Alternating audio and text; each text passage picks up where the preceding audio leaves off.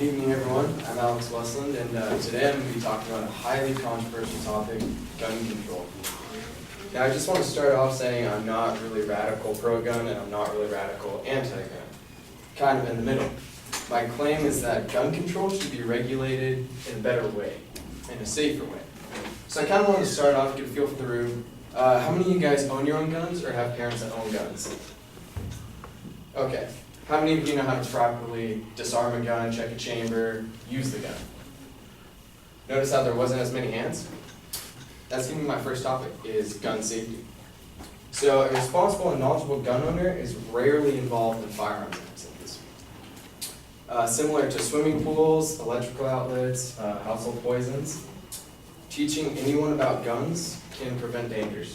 When you're a kid, your mom says, don't drink bleach. Did anyone tell you not to play with the gun? Did you guys even know there was a gun in your house when you guys were like 4 years old? No. Some people did.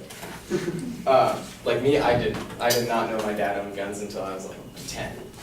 And so that's actually one of the main issues is a lot of kids aren't taught about gun dangers, and they'll find their dad's gun, they'll find their mom's gun, they'll fire it, they'll hurt themselves, they'll hurt someone else.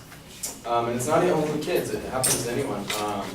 You know, say you're 16, your friends are over, you go in the garage, you find your dad's pistol, play around with it, didn't know it was loaded, shoot your friend.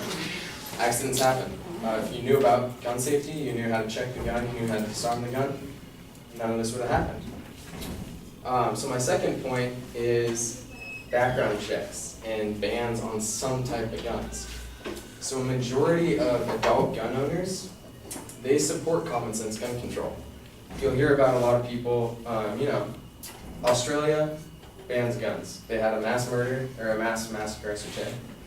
They banned all types of guns, not just assault rifles, not just pistols, all types of guns. They haven't had a huge massacre since then.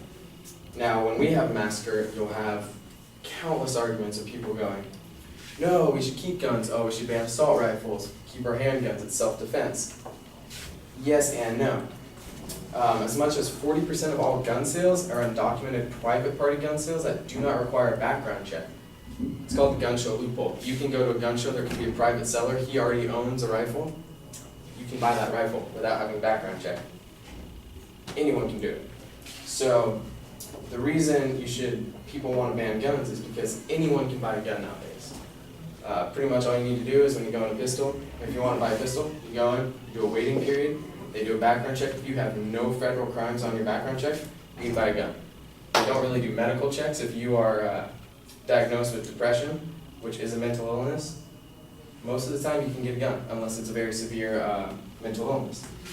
So 90% of adults with a gun in the home approve of the laws to prevent the purchase of guns by mentally ill, and 60% approve of a federal database to track gun sales. What that means is gun sales are tracked, but they're not tracked by the gun show loophole. They're not tracked by, say, I want to sell, you know, my friend Steven and my gun. They're not tracked. So how are we going to know how many guns are out there? You don't. And then my third point that I really wanted to go over is high-capacity magazines. How many of you have ever shot from a high-capacity magazine? Was it fun? Is it necessary? No, it's fine.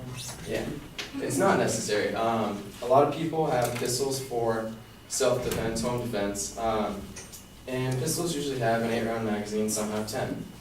Now, there is a video, I don't know if you guys have seen it, it's been circulating the internet recently.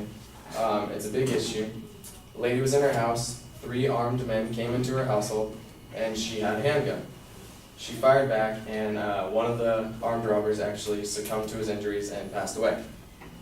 Now that's become an issue because people are saying, well, if she didn't have so many shots, maybe she would have missed one, scared him, and he would have gotten out of the house. Other people are saying, yeah, but if she only had one, she could have missed, he could have fired back and killed her. So it's a big topic because high-capacity magazines, number one, you have more bullets in the chamber, more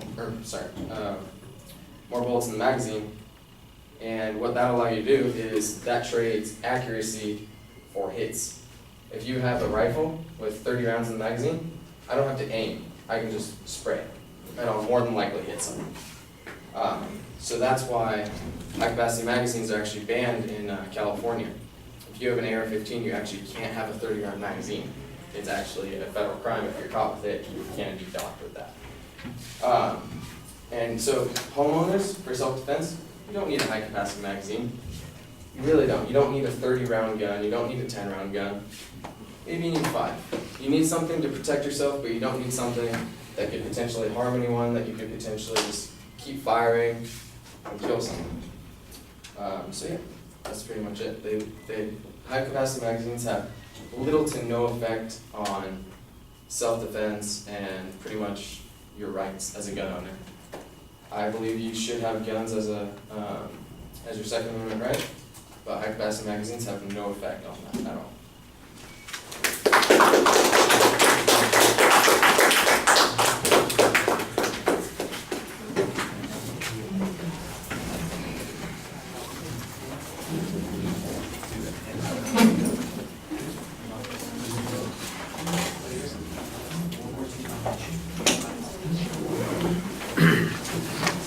All right, very quickly, Alex, you identify the subject. The proposition's a little confusing. It sounds like it's a policy claim at times. There's no real preview. The body of the speech does have some distinct supporting points that you talk about. They often don't make claims, though. They simply hang information on this particular point. For example, you mentioned the high-capacity magazines.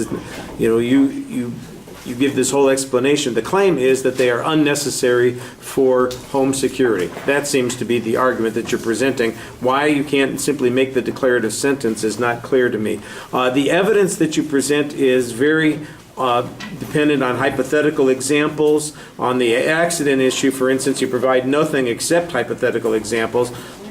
You mentioned gun bans in Australia, but there's not any data on this, just a vague reference to what they've done in Australia. You do have a statistic on undocumented gun sales, and you refer to the gun show loophole. This is mostly an assertion. You need a source citation for this, I think. That's, again, problematic. And then we've got hypothetical examples on the magazines also. I didn't understand how the home invasion video that you talked about was related to the magazine, the high-capacity magazine argument. That was confusing. And then you said that California bans the high-capacity magazines, and it makes it a federal crime. And I'm going, how could it be a federal crime if it only exists in California? That's a little bit confusing. So I think that undermines your credibility when there's inconsistency on that sort of information. All right, thank you all for being patient and sticking around.